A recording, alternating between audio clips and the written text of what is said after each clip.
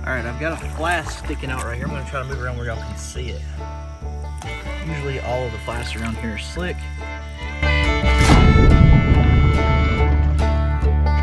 What's up guys, and welcome back to Adventure Archaeology. If you're new to the channel, my name is Brandon. On this channel we search for all kinds of history. Today we're actually going to be headed out to look for some antique bottles in a local river. You may be wondering why I'm wearing a polo. Well, I'm actually on a lunch break, so I don't have a ton of time. But let's get out and see what we can find. It's been raining a lot, and I'm hopeful we're going to find something really cool. Looks like the switch may have finally flipped here in Alabama to where the water is getting a little bit chilly, so I'm back in my waders. This morning it was a nice cool 68 degrees. I don't know how cold the water is. Here's another one of these caterpillars though. These guys have been out and about a good bit. I don't know what they are. If y'all know what that is, let us know in the comments below. I've already seen a few good signs. Here's the bottom to a jug. There's a nice plate piece. And the water is a little bit high. We've had a good amount of rain over the last few days. So we're not really at flood stage, but everything's still a bit murky. So I don't know what we'll find today, but we are definitely gonna find out. So y'all hang in there. Let's see what we can come up with. Nice big whiskey neck right here. Definitely from the time period of the stuff that we want to find. I see so many people every week tell me that I should keep these necks, and I do keep a lot of them. And the reason for that is eventually I want to have them all cut about right here, and people that play guitar use them as glass guitar slides.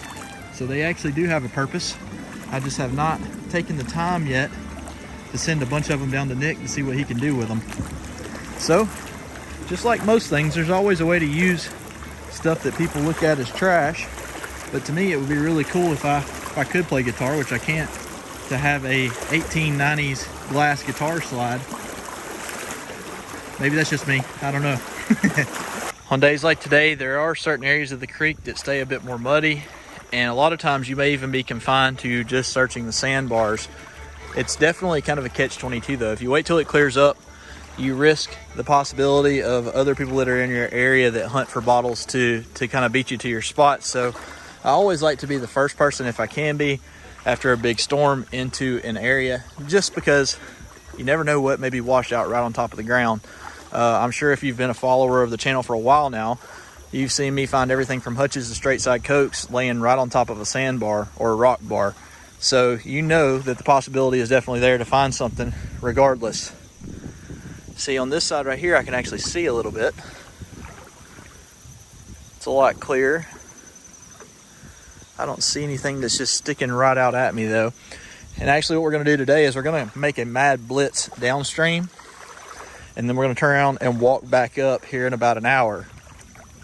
The reason for that is because of the silt and stuff that I'm kicking up right now. It's making it even harder to see. So I like walking back upstream to find the stuff that I missed, or that was too covered up by the cloud of dirt that I stir up as I walk. It is a cloudy day. The sun's not helping a tremendous amount, but I don't have a choice. We're actually going to be heading out of town this weekend, heading up to Tennessee. So I wanted to take the opportunity to get out while I could. And it has been raining just nonstop here. It is a very tough thing when you have a hobby that is dependent upon the weather. And this year has been a really odd year for weather. We typically have a drought in August here. Our drought season never really hit. It's just been non-stop rain. So I'll get back with y'all if I find something cool. So this is the majority of a plate that I just picked up, but just as soon as I saw that it was dishwasher and microwave safe, I knew that that was not as old as what we were looking for. It's okay though, we'll get it out of the water. Oh, what do we got here? I honestly don't know what that is. It says sinnage, something in sinnage. S-I-N-N-I-G-E. Not for sure what that is. It's a cool piece though, being amber, and it's probably early. We'll take it with us and do something with it. Oh, before I turn the camera off, check that out. There was a deer right here. From the looks of it, a pretty good sized deer. It's down here enjoying the swimming hole. That right there is what we're looking for, guys. We're looking for hutches. Still got the stopper in it and the rubber seal. That right there would have been a good bottle. For those of you that are unaware how the hutch top worked, when you were to purchase one of these bottles, the top would be sticking out like that. To drink it, you would literally have to push it down into the drink, which would release that rubber seal and allow you to drink the contents of the bottle. I hate finding these that are broken like that, but it's always a good time to showcase how the bottle actually operated. It looks like this sandbar has been moved around a little bit, so I'm going to definitely take my time right here and make sure that nothing else washed up. And I will keep that hutch top because you never know when you'll need a top to repair a broken bottle that may be very rare. Well, as I'm talking, there's a bottle up there. That's going to be a modern bottle though. That's a modern Pepsi. We'll leave it there and grab it on the way back upstream here shortly. I don't see anything else sticking out right here though, but we'll just move a little bit slower and make sure I don't miss anything. All right, quick side note on this hutch top. If you look right there, it actually has something engraved on it. It looks like it says H and S and maybe W and H on the side. I'm not super familiar with these hutch tops. Most of the time, the stopper that you see right there is pushed down inside of the bottle, and I can't see the stopper itself. Now, I found a ton of them, and in all honesty, I've never really paid that much attention to it. It's pretty cool. Now, one other thing that I wanted to mention while I have the stopper here is obviously it's made out of some kind of metal. I've done some research. Some people say that it's brass. Some people say that it's tin. I'm really not sure the material that it's made out of, but if you've been around my channel for quite a while now, a couple of years ago, we did an experiment with history seekers. We went out and metal detected for these bottles, and we found a few. Now, here's the thing. A lot of people want to know why we never did it again.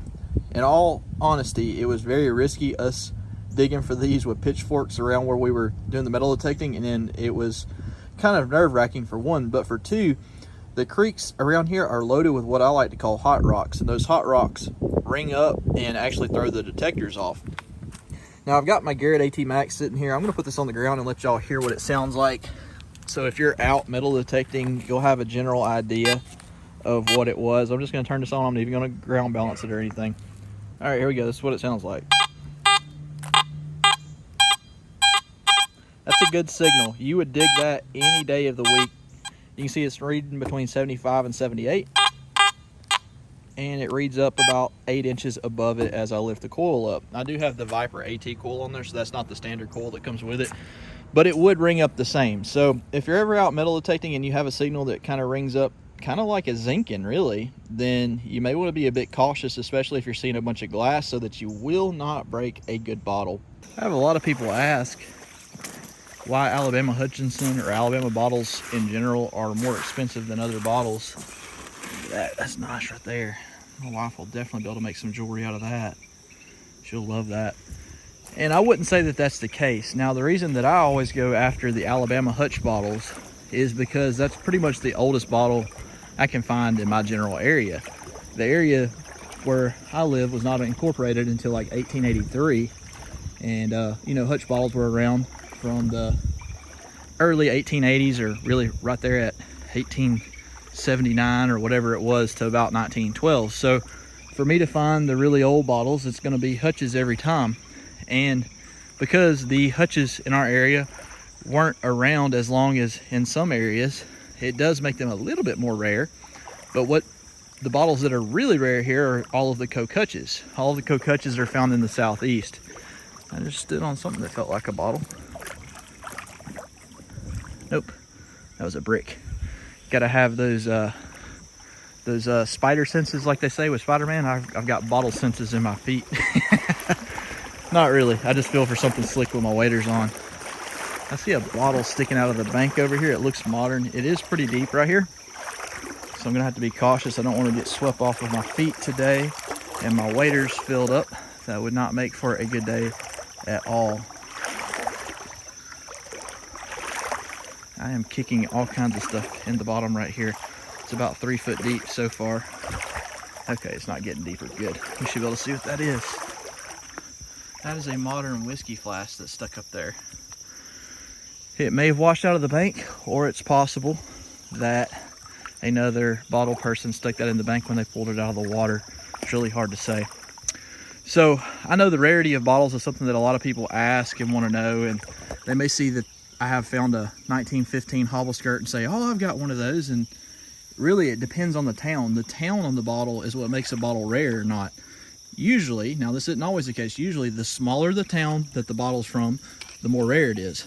So say for instance, if you find a Atlanta, Georgia bottle, that's a really big town, and because it was a big town, they produced more bottles, which makes them a little bit less rare or a lot less rare. Now there are exceptions to that rule, like I said, with the Coke hutches and stuff like that, that the collectors really go after. But generally speaking, if you find a bottle from a large city, it's going to be pretty common. Now, I do find a lot of Birmingham stuff, and Birmingham is considered a larger city here in Alabama. And a lot of times it is considered common. But the other thing to factor in is how many of that particular bottle are being found at that point in time. So as of right now in Birmingham, there's really only one town dump that is still being dug by anyone. So the rarity of the bottles is kind of going up because nobody's finding any more of them. If you're in a town that has a dump that's producing a ton of bottles from that town, that'll drive the price down too. There's a jug top right there. Just the top. Dadgum. Nice early one though. You can tell by that glaze on it. Would have loved to have found that hole. That's all right though. We're headed in the right direction. All right, I've got a flask sticking out right here. I'm gonna try to move around where y'all can see it. Usually all of the flasks around here are slick. This is a mini one, and this one is a slick. It is an early bottle. I would say probably pre-1915-ish, pre-1920.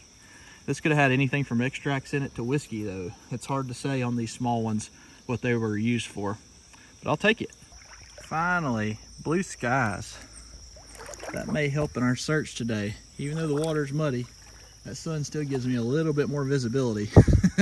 I was getting a little downhearted thinking, man, I'm gonna be walking right over top of stuff, but with that sun coming out, it should make all the difference. At first I thought that was a paint can, but that's actually like an old gas can. It's not super old, but I want to look at it a little bit better. Let's see.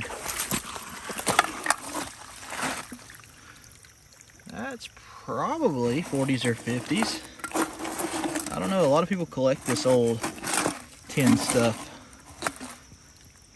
Y'all let me know what y'all think about that. How old do you think that is? Any of you remember using one of these? I know my grandfather had a ton of them in his barn. I'm gonna leave it there. I think I'm gonna carry it out. It's a long trek back. May give me a good place. Oh man, look at that. When I flipped that out, I flipped out a crawfish. It's a long trek back, but it may give me a place to put my glass in that I'm keeping for my wife's jewelry. It's a pretty cool find regardless. We'll take it. Let's see what else we can find. So I want to take just a quick second to say a big congratulations to Matt over at Gone Digging. He pulled out something amazing this week. Y'all see it in a video coming soon, I'm sure, from him. He was so excited he called me from the water when he found it. He was diving in Virginia. He was in about 23 foot of black water. And for those of you that don't know what black water is, it's the kind of water you can't see an inch in front of your face. He was doing what he calls braille diving, and he was waving his metal detector in front of him along the bottom, and as he would hit stuff, he would just have to feel of it. Amidst this dive, he got absolutely ravaged by a crab, and there were some monster shrimp that kept on running into him all along the way. He didn't spook, he didn't scare, he kept diving, and he came up with an English onion bottle. And this bottle is a bucket list item for him, as it will be for most bottle people, because it's one of the earliest forms of glass. The English onion bottles range from about 1690 into the early 1700s. So you're talking about a 300-year-old piece of glass that he was able to save from the bottom of a Virginia river. So big congratulations, Matt. And if you aren't subscribed to him over at Gone Digging, be sure you go check him out. Y'all don't want to miss that video whenever it comes out, I can tell you that. Some days you absolutely kill it. You find all kinds of stuff whenever you get in the water, and then some days you don't. We had a lot of rain, and I was hopeful that the bottom of the creek had stirred. But typically what I do is to be able to tell me if the water has done what I want it to be able to find stuff is I'll take a piece of something, whether it be a stick or a log, and I'll set it right along the creek bank and see if it has washed away. Now, if the log or the stick doesn't move, then that means that there wasn't enough current to move the bottom. Now, when I got here, the first thing I saw was my stick was still in place. So that means that the water did not get high enough here to help me out today. So I haven't found a ton. That's okay, because I promise y'all this, whether you're finding bottles wading in the river or just wading in the river, both are good for the soul. All right, guys, it was not a very eventful day. But as you know, I don't fake anything on this channel, so everything that you see is really what I found for the day. We did find the jug top. The only complete bottle is the whiskey flask or the extract flask that you see over there to the side. We did get some glass that my wife's going to make some jewelry out of, as well as this galvanized gas can. I don't know yet what I'm going to do with this, but I thought that it was definitely worth carrying out of there. Now, for those of you that may be interested in a Garrett AT Max, I'm going to leave a link below in the description. This is a waterproof detector that you can take out in the water and not have to worry about. And that's what I would recommend using, because it is an American-made company. I know some of you are not from America, but you know, it doesn't matter. It's a very well-made detector. If you enjoyed the adventure today, even though it wasn't super loaded with tons of cool finds, be sure that you hit the thumbs up. And if you're not subscribed, please consider it, and we'll catch you guys in the next adventure.